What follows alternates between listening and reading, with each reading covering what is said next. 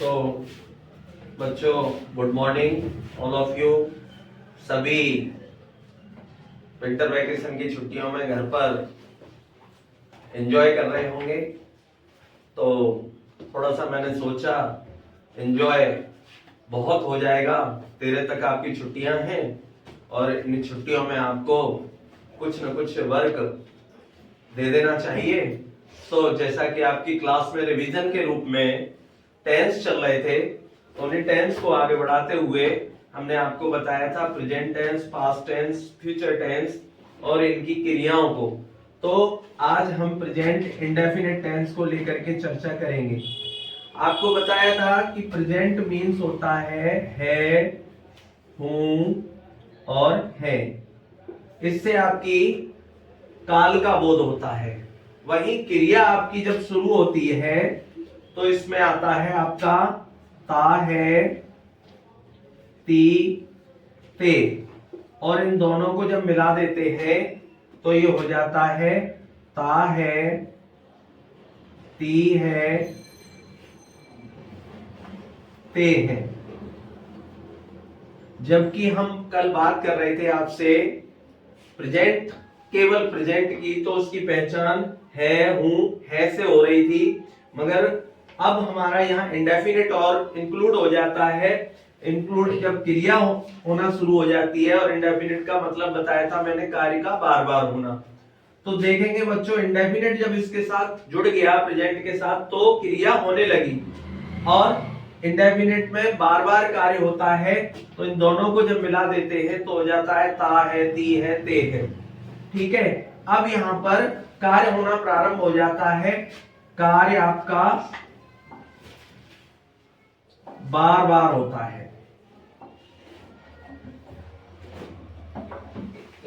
यही हमने आपको बताया था कि प्रेजेंट इंडेफिनिट में या पास्ट इंडेफिनिट हो या फ्यूचर इंडेफिनिट हो, कार्य आपका बार बार होता है।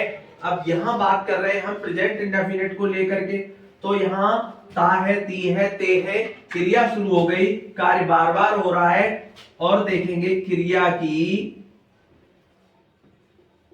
फर्स्ट फॉर्म आती है, जो मूल क्रिया है वो आती है। और सब्जेक्ट जब आपका सिंगुलर होता है,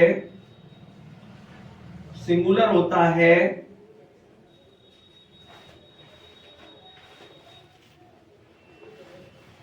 तो वर्ब में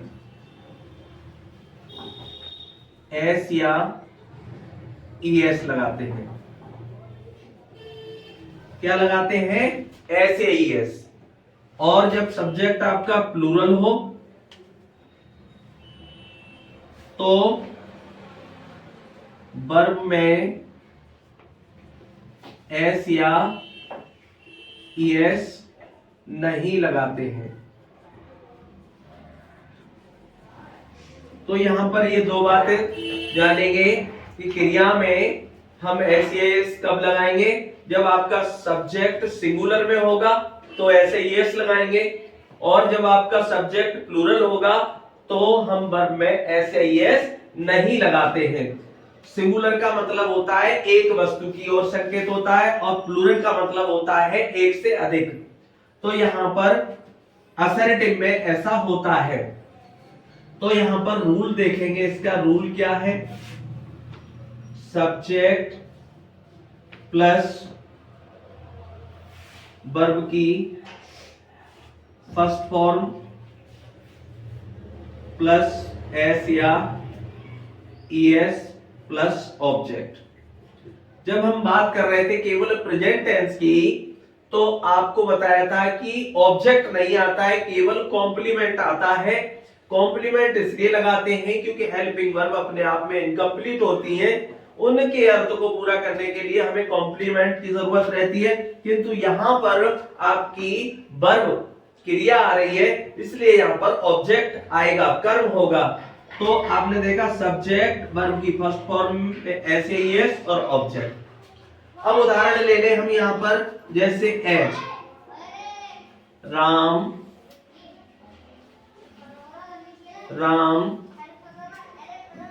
स्कूल जाता है। बच्चों देखेंगे जाता है से हमने पहचान लिया क्या आ गया हमारा ये प्रेजेंट इंडेफिनिट। और राम कैसा वचन है, एक वचन, और एक वचन के साथ हम बता रहे थे कि वर्ब में ऐसे ही यस लगाएंगे। तो राम गोस टू स्कूल, ये आपका असर्टिव हो गया। असर्टिव में अफर्मेटिव, अफर्मेटिव हो गया। इसके लिए अब आगे बात करेंगे, इसके और भी सेंटेंसेस आते हैं, जैसे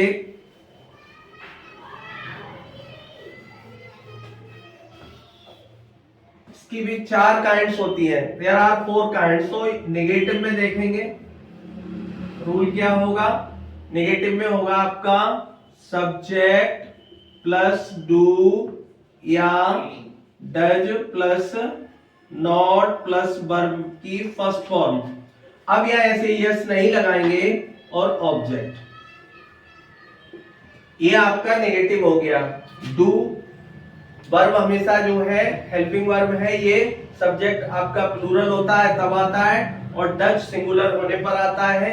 तो देखेंगे जैसे राम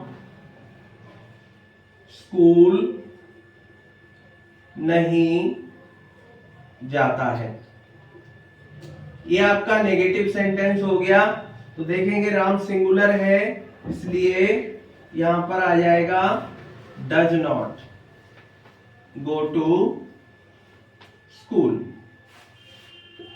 इसी तरह से इंटेरोगेटिव आएगा। इंटेरोगेटिव का रूल है आपका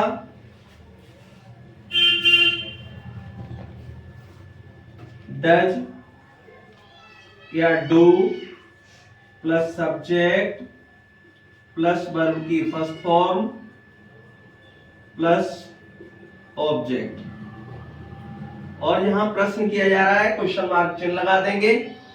देखेंगे इसी को हम इंटेरोगेटिव बना देते हैं। Does Ram go to school, और यहां क्वेश्चन मार्क। तो इस प्रकार से बच्चों हमने ये प्रेजेंट इंडेफिनिट को एक्सप्लेन किया। हालांकि आपको करा दिए गए हैं रिवीजन के रूप में। आप प्रेजेंट इंडेफिनिट की एक्सरसाइज करेंगे अपनी बुक से निकाल करके, और ये मैं जैसे ही विद्यालय खुलेंगे आप एक अपनी नोटबुक पर डेली करते जाएंगे, तो मैं चेक करूंगा। कल आप जो है ये वर्क करेंगे, फिर मैं आगे अगले टेंस को दूंगा। Thank you.